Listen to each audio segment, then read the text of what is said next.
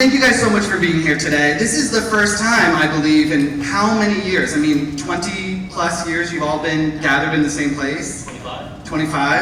That's amazing. I love that. Well, thank you so much for letting ATX be the venue for this incredible reunion. First, I would love to just take a reel back and talk to the writers about the creation of this show. I mean, this was the second live original series that Nickelodeon had ever produced at the time. Who could sort of speak to where the genesis for Hey Dude came from? The network gets created in 1979. By 1983, they realize this is shit and nobody's watching. So a group gets brought in to remake the whole network from top to bottom, and I was part of that group. Because that's what I actually do for a living, and there are people in this panel who didn't know that till last night. I was part of the team that created MTV and then Nickelodeon and many other networks and now brands on the internet. So we remade Nickelodeon from top to bottom with the point of view of, this is going to be for kids with the point of view of kids, not the way grown-ups think kids are. A woman named Debrah Kalman, who was actually the scheduler. She scheduled the promos and the ads and the breaks. And she was on the staff at Nickelodeon. She turned out to be a very successful writer, went on to Hollywood and was one of the writer-producers of Designing Women, which was a very big hit show at the time. So what happened was she wrote a script, and then, because there was no process, nobody really knew how to do this stuff, 50 people showed up with comments and notes and machetes, and they shot that. And it didn't really work out too well. So somebody asked me if I could take a look, and we started from scratch and redid it, and that resulted in the show that you see. Josh, correct me if I'm wrong, you got cast you're from Tucson where the show filmed. You beat out 120 local actors who were all sort of vying for this role, and you're the one who got it, right? Right. I mean, what was it about this character in the show that made you want to be a part of it? Being from Tucson, you don't get a lot of opportunities for something like that. There was an article in the paper that said, open call for a new show on Nickelodeon. It's like, well, kid, I watch Nickelodeon, I want to be an actor, may as well go down. And, kind of went through the whole interview process. It started with the cattle call, and then kind of got narrowed down. I think it was one of about 10 that went in for a screen test. And a couple days later, I was coming home from school, and my younger sister comes running out the front door, going, Nickelodeon call, Nickelodeon call. So it was just kind of this whirlwind that I kind of went down to the interview for fun and see what happened, and the show happened. David, in the first episode of the show, Ted is described by Brad as a conceited, offensive, obnoxious, makes you want to puke if he wasn't so cute kind of guy. Of course I got the role. What makes you read that and go, oh, I can do this? The script was very funny. I remember auditioning in New York, and I was aware of Nickelodeon, obviously, but had no idea what this would be, that anyone would watch it, but I knew the script was funny, and when we got to Arizona, I saw that I was working with real pros, and the writers just wrote the characters so funny. I mean, the formula really worked. It's funny because when I auditioned for it in New York, I actually auditioned for the part of Brad first, and I felt like I went in and gave a really great Brad audition, and at the time I hadn't really auditioned for anything professionally other than commercials. I'd been doing a lot of commercials, and it was just a fun sort of extracurricular activity in my high school years, and I remember getting this call back saying they really liked you, but would you be willing to go in for the melody part? And it was funny because I remember thinking, Brad had a very, very specific point of view in the pilot, and she came from a specific place, and Melody was sort of just everybody's friend and loved being on the ranch. And so, I just sort of went in and auditioned and just tried to be myself. And then I think as the series went along, the writers were so wonderful in getting to know us as people and sort of catering to our interests and hobbies The exercising was not my thing. Oh my God, I don't even remember that. I want to say one other thing about Christine, though, her and Melody being the nicest character on television. Christine, in her room at the Ramada, had on her wall the poster of the cat hanging onto the branch saying, "Hang in there." Not ironically. There was no irony. I swear, John and I made a photo album to bring to show everybody here, and John and I were looking at all of the people and the faces, and I was like, wait, let's just look at the wall in the background. What is hanging on my wall? And we said it was like motivational little go get 'em, and there was a picture of Glinda, the good witch, and not ironically at all, guys. Like, No irony. I mean, you were 17 when we started the show. I was freshly 7. But you were very athletic. I'm getting a little overheated, and there's something that I'm wearing that.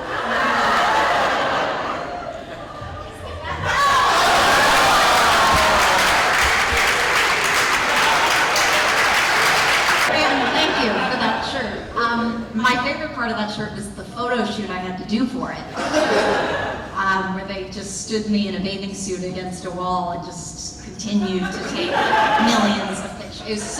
Look at the look on my face. It's so awkward. I was actually living in Los Angeles at the time. Okay. And the original Lucy on the pilot got canned. And then I heard about the audition. They were auditioning in 4 states, and LA was one of them, so I went to Universal Studios. At the time, I was a celebrity personal assistant, and I went in there and loved the script, and just did what I did, and went back to work, and I got this call, and I screamed really loudly in the office, and left that job. And went to do Hey Dude, but I was brought back and forth from Los Angeles. I didn't live there year round, or like the rest of the cast did. So it was always, so exciting to get that call saying you're in the next group. I had to be really nice to the writers and get me back there. I actually lived at home. My house happened to be just kind of down the street from the hotel room. Did you get a van pickup, or did your parents drop you off? Well, I got the van picked up. Cotton. Yeah, this guy Cotton, who was a great guy. He did driving and odds and ends around the set. He would pick me up and go back to the hotel and grab everybody else at the van, and then we go out to the set, getting insulted the entire way because there was this surly old guy from Tennessee who, any music you put on, it was awful. Any set, any sports team you liked, they were terrible. Do you guys remember, who was the tutor? Who was that? Yeah, we were still in school. I got straight A's end of my junior year, and my school in Scarsdale accused us of cheating. Because there was this tutor we would go to. It was sort of, it wasn't that intensive. I think for David and I, Kelly was a couple years older than us, and so, we all really, sort of being far away from home, we bonded very quickly. I mean, the first season, I think we were at the Ramada Inn, and then we upgraded to the Radisson Suites. It was really just spending a lot of time by the pool on the days off, and I don't think we really didn't know how long it would go, so we were sort of always enjoying the moment. But for me, it really was my first time away from home, so I did get homesick. It was tough because I was in New York and had a wife, and she wasn't in Tucson, she was in New York. But we did work 3 weeks and get a week off, and it worked out. And we were getting paid, which was really nice. And being on the set, coming from New York, being a theater actor in New York, you're working, if you're lucky, you're making $200 a week. And then coming out to Tucson, lunches were catered, they had barbecue, big spread, every day, and it was pretty good for a New York actor. I'm now, I start a new show every year or so, and I walk in and some wide-eyed assistant will pull me to the side, having IMDb'd me. And they've said things like, you've shaped my childhood. It's an amazing thing to hear.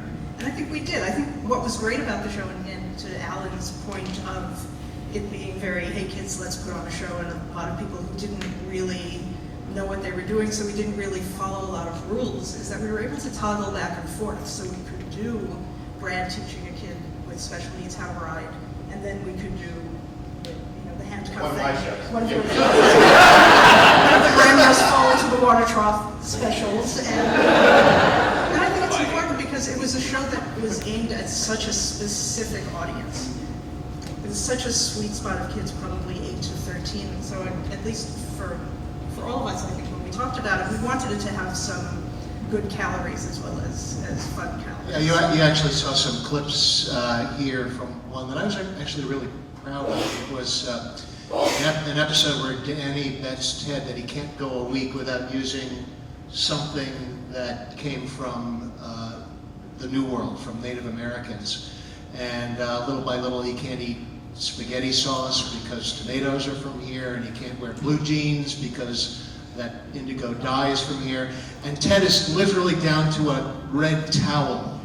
And it turns out the red dye was also from here, and that's where we sort of left it alone. He goes, so it had some serious stuff, but there was also Ted without a shirt, so who's... The biggest effect it had for me was master class in comedy acting, in comedy, slapstick, and work ethic. We did work hard out there. As much time as these guys were saying, we shoot an episode in 3 days, 1 day off, and then start again. And I think, I'm still amazed because at the time we didn't know anyone was watching. I don't think I'd ever crossed my mind that so many people watch Nickelodeon. And now, of course, you see these shows that they have, and they're huge, these networks. So it still amazes me how many people watched the show back then. It was my second semester of my senior year of high school, and this was, I had performed in a school play in my high school in Chicago, and an agent happened to be in the audience and asked me if I ever wanted to audition for anything, I should call her. And I called her a few months later, and Hey Dude was the first thing I ever auditioned for. And I had the job within like 4 weeks, and then they said, you're leaving, and you gotta be there in February. And what happened was I didn't have to get tutored on the set like Christine and David did. I somehow had enough credits to graduate high school at that time, so they let me go. And yeah, at that time, David was gone, so it was really like, I think me, Christine, and Joe formed like a very quick friendship, and killed a lot of time together with a lot of fun, a lot of mall wandering, a lot of eating, A lot of mini golf. a lot of movies, a lot of CD shopping. It was just sort of get that bad, awful taste of Lascher out of our mouth. Just get that in the rearview mirror. No, we decided that we couldn't go. Okay, I'm a straight married man, 25 years, but this guy was gorgeous still. And anyway, then we weren't going to go for the heartthrob again. I think we made the conscious choice. Let's find somebody funny. Who's also, my goodness, not funny looking, and it's also really good looking. Oh Jesus Christ. But no, so we came up with the, it's so funny. I don't recall the process, but I'm just trying to reconstruct it. Lisa, you were involved in all those discussions, weren't you? No. Alan, you were. Alan, were you gone by that point? Okay, so it's all my fault. The idea of being a Brown and Rich Ross, Brown Johnson, who was at Nickelodeon for 30 years, I think. Rich Ross, who was the head of casting at Nickelodeon, and then went on to run Disney a few years ago. But anyway, the idea was basically, as I recall, let's get someone who's funny, make him a relative so it's not hard to get him in, and he's got some Ernstian qualities to him, which equals humor. I was born and raised in Phoenix, so Josh and I were the two locals, and at the time I was just predominantly doing local work, commercials, and I had two little bit things in Disney movies that ultimately got cut, so you can't even see me on this. And the agent at the time had mentioned that there was a show called Hey Dude on Nickelodeon, and I said, what is that? And I thought it was like, hey, and I was not aware that it was actually a dude ranch. And I went into the audition lying, because my parents actually have a cattle ranch, and I sold the bag of goods that I was like a true cowboy. And at the time, my parents know about it. Remember that? Yeah. And then I got on the horse, and they quickly realized, you are a liar. By the way, after all these years, I want to get something off my chest. Bill, who was your dad on the show, who happened to be my boyfriend in real life, the writers had him grade the sides of his hair to be old enough to be my boyfriend. And he was already 7 years older than me. Thank you very much. That was totally Lisa who did that. David, was it nice to have been able to return for those final episodes to sort of complete the journey you guys had started 2 years earlier? Yeah, absolutely. I really just have the greatest memories of those couple of years. I don't remember the ending though.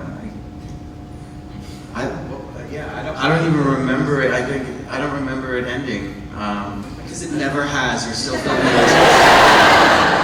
Well, it was one long summer. That was what was funny about it, is that it never broke in the storytelling. So it was 65 episodes that all basically allegedly took place in 2 months. So at some point if it had gone on, we were going to have to send people home so they could come back a little different. And Josh, if you look at it from the beginning to the end, Buddy had quite the growth spurt that July and August.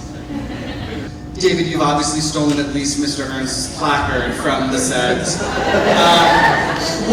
As one must, I feel. What kind of other mementos do you guys still have to this day besides the ones we've already seen? Well, this was painted for me by Joe Torres. So it was Torres, 1990, which is how I know when we walked.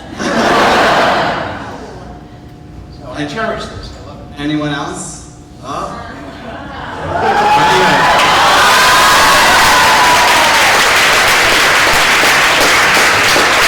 He wasn't in series 1, so I think he bought that on eBay.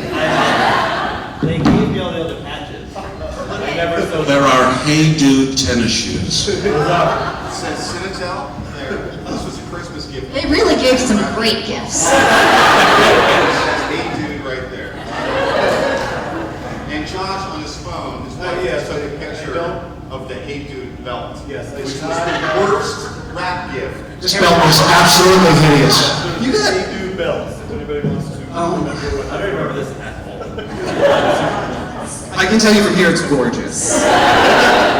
Mr. Ernst was a character that I think resonated with a lot of people. He was clearly an audience favorite. He was so funny and really was, in a lot of ways, this great, wonderful character that a lot of people grew up with. And I'm curious, what does it mean to you to have created a character and been a part of a show that, as everyone on this panel has said, truly impacted a generation of kids who watched it? Well, that's what I was going for. No, we just had a lot of fun, had no idea what was going to happen with it. And as far as people enjoying the show, it's just a treat. Whenever anybody tells me, hey, I know you, because we had such a great time. I'm so glad other people did too. As an adult, looking back on what Brisbin brought every day, he was the most amazing comedic actor. And I appreciate him at the time, but looking back, it was really such a gift and an honor to be working with you every day. I wanted to also say that the writers were incredible, but David Brisbin just blew the words off the page. I mean, talk about bringing them to life, just, you know, thoroughly and completely. I don't think I've ever seen anyone do the job that you did. The stuff that Dave Brisbin did behind the camera and off-screen between takes was funnier than anything he did on the show. You catch out the corner of his eye, he'd do some pratfall, just in case somebody saw it. Do you remember when you would forget his lines? And I just what does that even mean? And as a writer, he would come up with his script with these little pencil marks, and he'd say, how about if I say this? How about if I say that? And it was invariably better. And there was one other time I remember Dave was doing one of, we would always have Mr. Ernst have something horrible happen to him. He'd get hit on the head, he would drink water, but it turned out to be hot sauce, And I remember him once coming back to where we had the monitors set up, and he had done some thing, and he came back and he said, was that too big? And Alan said, well, I could see your fillings, What you don't see behind the scenes is when David Brisbin would go through a scene. It's virtually impossible to tell the one take from the other take because his movements and where he would hit his mark and his hand gestures and his turning was virtually repetitive, and it was unbelievable. It was really interesting as a very young actor to say, okay, and then he explained the reason why an actor needs to have those takes as easy as it can, is because when you splice it together. So thank you for educating me, although I don't know if you knew that. I was drunk. I do remember several times when there would be the moment after one of your legendary pratfalls or physical bits of comedy, and there would sort of be a 3-second beat, and you'd look up, and if I was there, whoever was there, you'd just say, you know I used to be a serious actor. Like, no matter what day, I was just, I think you were saying it to yourself, but just out loud. Standing ovations in Europe? Yes. How did I end up here? And here I am. Yeah. My wife and I wrote an episode that I can't remember. It wasn't the one where Mr. Ernst had amnesia. No. But it was a rip-off of Old Honeymooners episode. Mr. Ernst thinks he's dying, but really it was a horse that was sick. So the vet's instructions Mr. Ernst undertakes. Eat lots of mashed carrots was one of them. That wasn't my favorite, I don't know. Anyone else? Why don't we go down the road? Lost in the Desert, where, of course, our love interest at the time was Brad, and Ted comes back and I didn't like it. And that was fun, and I remember, as Graham, somebody had alluded to, that the Cinetel production was in Tennessee, and the only thing they told David and me is, we got to do this in one take because we need to watch University of Tennessee football. And do you remember that? I mean, yeah, they just kept saying, we need one take because what time's the game? And that was kind of fun. It was like 115, so that was a lot of fun. I'd have to say my favorite was Stick Around, where Kyle was introduced to the show, but it wasn't about you. It was because the whole show revolved around me. I got a lot of camera time. One episode that comes to mind is where Ted was handcuffed to Brad for the entire show. And that was a challenging one, but I think that was my favorite. I was going to say that one, and I will say it because I wrote it. But the fun of that, and Lisa and I have talked about this, and Alan, is that level of Hey Dude being writer's boot camp, and we got to rewrite the classics. With no irony. We're going to do a thing where that boy and girl who really secretly like each other but pretend to hate each other, we're going to get them handcuffed and they're going to lose the key. As if it hasn't been done on every show in history of televised. And so it was fun to get to try to do those things. think there was one, I think there was another one that you wrote where we all got stuck in a mine shaft. Where for weeks you were threatening to throw me in a mine shaft, and then we get an episode, it's like, oh, guess what, we're stuck in a mine shaft. I can't remember. I think it was called Jake. It's something with my lucky penny. Jake's lucky penny? Anyone? What about Jed? My imaginary friend Jed? No? Those are the two I remember. Well, I think for me it was the beauty pageant episode that Christine talked about, because when you had Kelly and Christine, we had Betty and Veronica, and you kind of have to look at that and say, how are we going to pit these two girls against each other in an interesting way, and making them dress up and have poor Christine sing Home on the Range. There's public domain. Was great fun. Wasn't there also a bat flying around? Yes, there was a on bat the that set? flew onto the set, which got on Dick Clark's Blueberry Show. The only time we were ever in prime time. I like the one where somebody fell in the water trough. That was everyone. I like the beauty pageant one too. Is there a theme here? We all like the ones that we were in the most. The actors in us all. But there was one that I put this photo album together, and there was pictures of. Was there a double date episode? Yeah. And we went on location to the mini golf place. It was a location shoot, and that was a big deal. We were in an RV for like the in-between takes. Who was with who? It was Geoffrey. Yeah, yeah, it was the four of us. But who was dating who? Probably It Kevin. was, I think the show 25. was where, you and I were trying to make them jealous. And I think that's what it was. I think that, I can't remember. All I remember is just, it was cold. It was really cold. But I had some great floral leggings on, so it was great. It all worked out. I also had two resident directors that were polar opposites of each other. So we had one director, Ross Bagwell, who was mentioned earlier, who all he kept saying is bigger is better, funnier, faster, he just wanted it to be big and broad and funny and quick.